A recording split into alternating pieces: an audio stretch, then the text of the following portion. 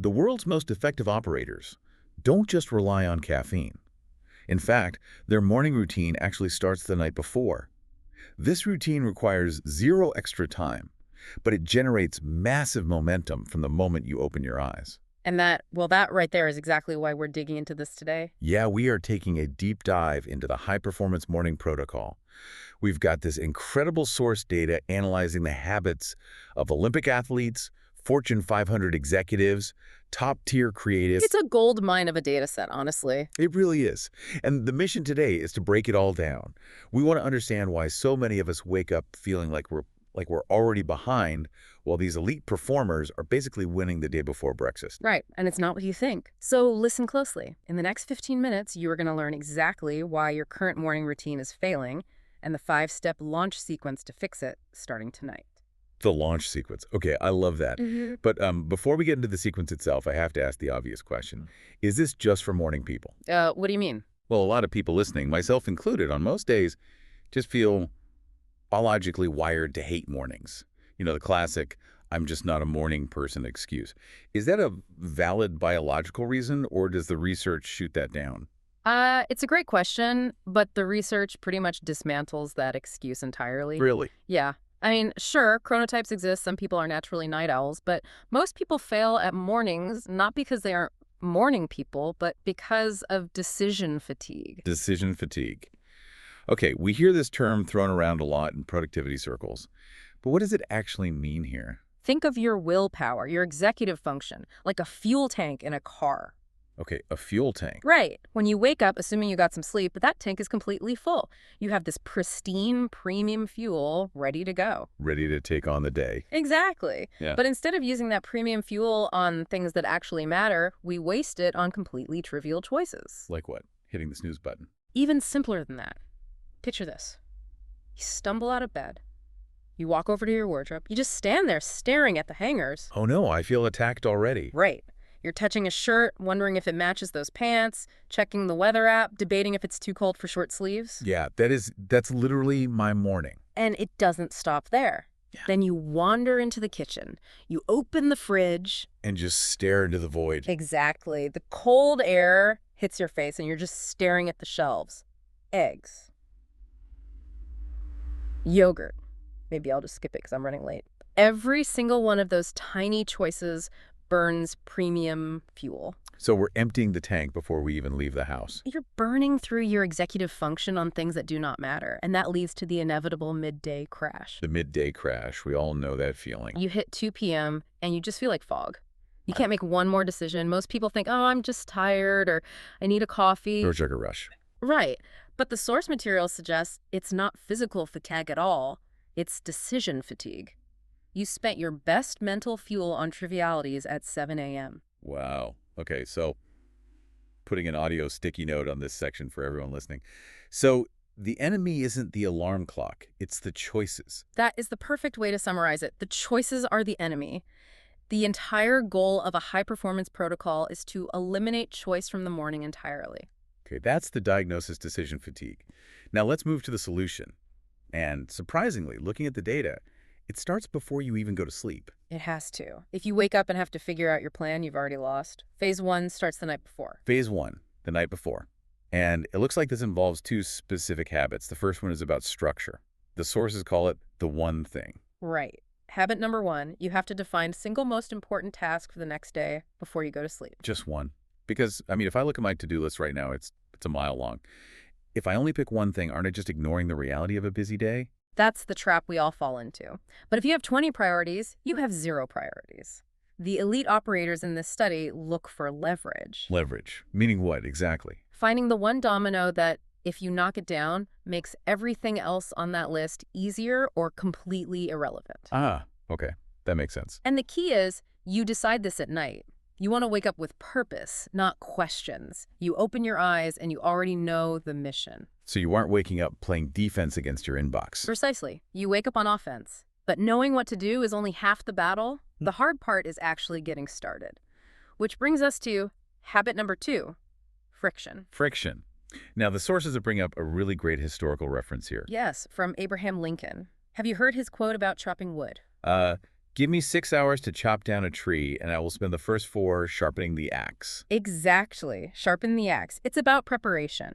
In the culinary world, chefs have a specific term for this: mise en place. Mise en place. Everything in its place. Right. Imagine a professional kitchen before a dinner rush. The knives are sharpened, the onions are already chopped, the spices are lined up. Everything is ready so they don't have to stop and think when the chaos hits. Because if they stop to chop an onion during the rush, the whole system breaks down. It collapses. Now apply that to your morning. How does a regular person use mise en place? Well, I assume it's about setting up the environment. It's about removing the friction of starting. If you want to work out in the morning, you physically lay out your workout clothes on the chair. You set your shoes right next to the bed. So you literally trip over them when you stand up. You make the path of least resistance the exact path you want to take. The other big component here is your workspace. The research emphasizes clearing your desk completely the night before. See, that's a tough one for me. I usually leave papers out so I remember what I was doing. And that is a huge mistake. Think about the friction. If you sit down and your desk is covered in old coffee cups, random notes, and bills, it's visual noise. It does feel a bit overwhelming. It screams unfinished business. It triggers a cortisol spike before you've even typed a word. It's like the desk is yelling at you. It is. But if you walk in and the desk is pristine, just a laptop and a notebook, the friction is gone. You just slide right into the work. Okay, I love this. So, navigating the GPS here, we've set the stage the night before. We picked the one thing, and we used mise en place to remove friction. Now let's look at what happens the moment you wake up. This is phase 2, the morning execution. The alarm goes off, the tank is full.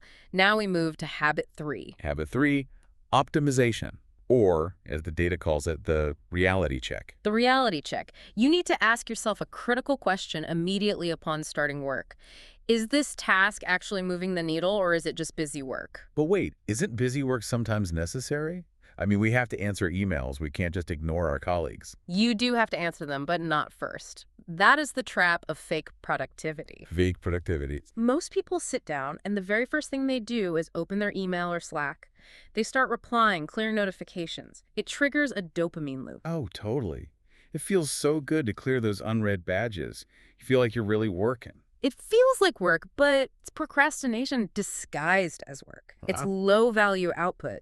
You have to do the hard thing first. You attack the one thing you identified last night. That requires so much discipline. You're basically saying to ignore the flashing red notifications. You have to. If you react to incoming messages, you are playing defense. You are letting other people dictate your priorities. But to ignore all that noise, you really need a clear head. And I think that leads perfectly into the next habit, because a lot of times the distraction isn't an email, it's our own anxiety. Exactly right. Habit number 4 is mental clearing. It's a technique often called morning pages. Morning pages. Explain this technique. Is it just journaling? Because I've tried journaling, and I usually quit after 3 days. It's a very specific type of journaling. You spend exactly 5 minutes writing stream of consciousness. Stream of consciousness, like just dumping whatever pops into my head. Yes, but the distinction is important. A diary is usually about preserving memories. Morning pages are about disposal. Disposal. Interesting. You are writing down every anxiety, every petty thought, every worry about a meeting you have later or an awkward conversation from yesterday. Why write down all that garbage? To get it out of the system. Think of your brain like a house. If the house is full of trash, you can't move around. You can't focus. Morning pages are the act of taking out the mental trash. Oh, I see. It's clearing emotional clutter. Exactly. You put the clutter on the paper so it doesn't bounce around in your skull while you're trying to do your high-value work. And do you go back and read these pages later? Never. That's a strict rule. You write them and you throw them away. It's not for consumption, it's for release. Okay, checking our GPS again. We've covered the prep and the mental clearing. Now for the final habit used by the giants. Phase 3, the authority anchor. We call this habit leverage. Leverage. Now the source data lists some heavy hitters here. Oprah Winfrey, Tim Ferriss, Tony Robbins, and they all share this specific habit. They do, and it's fascinating because they all combine this habit with movement. Whether they are on a treadmill or walking the dog or commuting to the office, they use that time for audio learning. Audio learning. Now, this is a crucial distinction. They aren't just listening to top 40 radio or doom scrolling the morning news. No, listening to the news is usually just another form of anxiety input, and music is great for your mood, but it's not leverage. These elite operators are listening to audiobooks, university lectures, or deep dive analyses. Try this one, hopefully. Exactly like this one. But the reason audio is so important here comes down to a concept called net time. Net time. What does that stand for? No extra time. We all have dead time in our day. You have to commute, you have to exercise, you have to do the dishes. If you layer high-level learning on top of those physical activities, you are leveraging your time. You're essentially doubling your productivity. You're getting smarter while you're stuck in traffic. It is compounding wisdom. Just think about the math. If you commute for 30 minutes each way, that's an hour a day. That's over 200 hours a year. That's what, 20 or 30 audiobooks? Easily. While the rest of the world is just staring at the bumper in front of them, these high performers have uploaded entire biographies, scientific concepts, and business strategies into their brains. Compounding wisdom while the rest of the world is sleeping, basically. That knowledge gap creates the performance gap. It's not that they are necessarily smarter, it's that they have a better input system. It really is a complete system. It's not just random tips. Every link reinforces the next one. Okay, let's bring this all together. I want to do a rapid-fire recap of the 5 habits for everyone's mental notes. Let's do it. Habit 1. The one thing.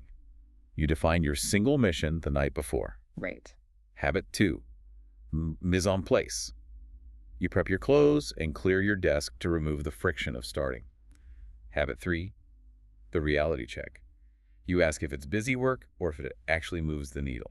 Do the hard thing first. Habit 4. Morning pages. 5 minutes of writing to clear emotional clutter and take out the mental trash. And habit 5. Audio learning. Using net time to compound your wisdom while you move. That is the complete toolkit. But a toolkit is totally useless if it stays in the box. Which brings us to the challenge. Because we don't want people to just listen to this and nod along. No.